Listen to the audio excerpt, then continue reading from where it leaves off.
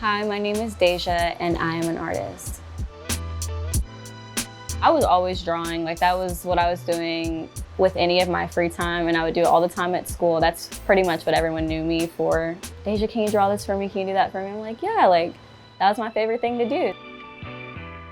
I didn't really start oil painting until 2018, so I think I was 16 when I first really picked up a brush.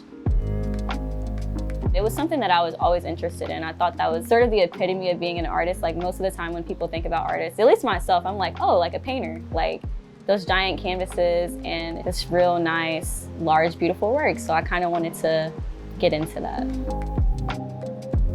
Even when I would draw when I was younger, I wasn't really into like landscapes or animals. If I did some stuff like that, it was probably like a school assignment. I've always just been enamored with like capturing people. I think it's just a very beautiful practice just to look at someone and to recreate that image through my eyes. I feel like the biggest difference between a photograph and painting someone would probably be if you give two different photographers all the same equipment and you give them the same angles, I feel like the shot is going to come out pretty similar. But when it comes to painting someone, you can take two painters and they can look at one image and it can come out totally different. Like no two people can recreate like the same brushstrokes. And I think that's the beauty of painting.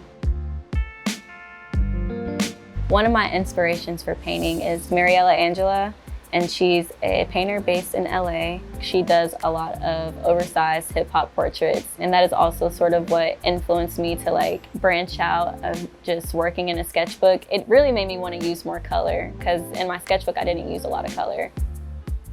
Well, I primarily use oil paint while I'm painting, and sometimes I use acrylics like just to get the base colors down. But I'd say what maybe makes my paintings unique are the brush strokes. I want them to be super visible, and I don't want every color to be fully blended.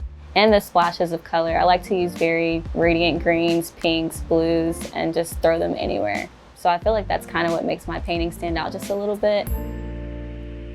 I'd say my creative process starts with music. And whether it's the artist that I'm painting, like their music, or if it's just any sort of playlist, I feel like that kind of set the tone and the vibe for the work, and I definitely think it influences things like the brushstrokes, the colors that I'm using. Honestly, how quickly I get a painting done as well. Growing up, I didn't see a lot of people, really anybody that looked like me doing the things that I'm doing right now, and I kind of just wanted to bridge that gap.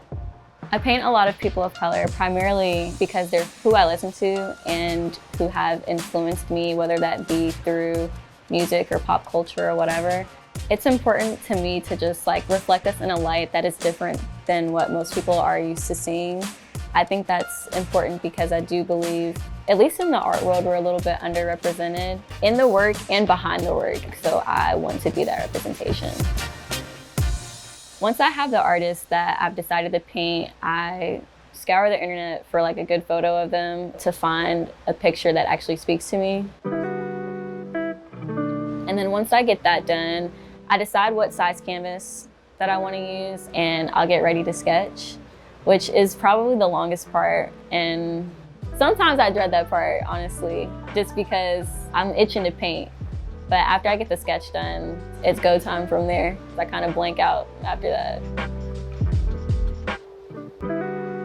This was like the first painting I had done. And it was like right when I moved out to California. I was kind of missing home. And that was kind of like when I really found out about Jack Harlow. And I was really intrigued because he was from Kentucky. I was like, oh, well, I want to paint someone that kind of reminds me of home. So I fell in love with his music. Let me paint this picture. And I posted it on Twitter, and he saw it and reshared it, and he was like, wow, like, you're gifted. That was something really cool for me. I'd say one of the challenges I face as an artist is just the critiques, especially online. People have of who I decide to paint. And I feel like that comes from people who know nothing about art, but also people who like would call themselves being involved in the art world. Why paint a musician or why work off of a photographer's work? Like that's an artist who's already captured somebody, so like why recreate that work? And those questions are always so interesting to me because why not paint this person? I resonate with their music and I'd like to express that in the way I know how. As far as working off of an image, personally, I think references make your work better. I don't know if you've ever heard the phrase like copy like an artist. You're not really copying, but you're taking inspiration from something and making it something new. I think people are so obsessed with the idea of originality when, if we're being honest, everything is sort of derivative of something. And I don't think a lot of non-artists get that concept. If you're just starting out as an artist, the best thing to do is look at the people whose work you admire and copy those things. And eventually, when you pick and choose from your influences, you're gonna have something that's very original and very much your own. And it's not being a copycat or stealing someone else's work. You are being influenced, and that's not a bad thing. I feel like people never want to give credit for where it's due, like when you're influenced by something, and that's unfortunate.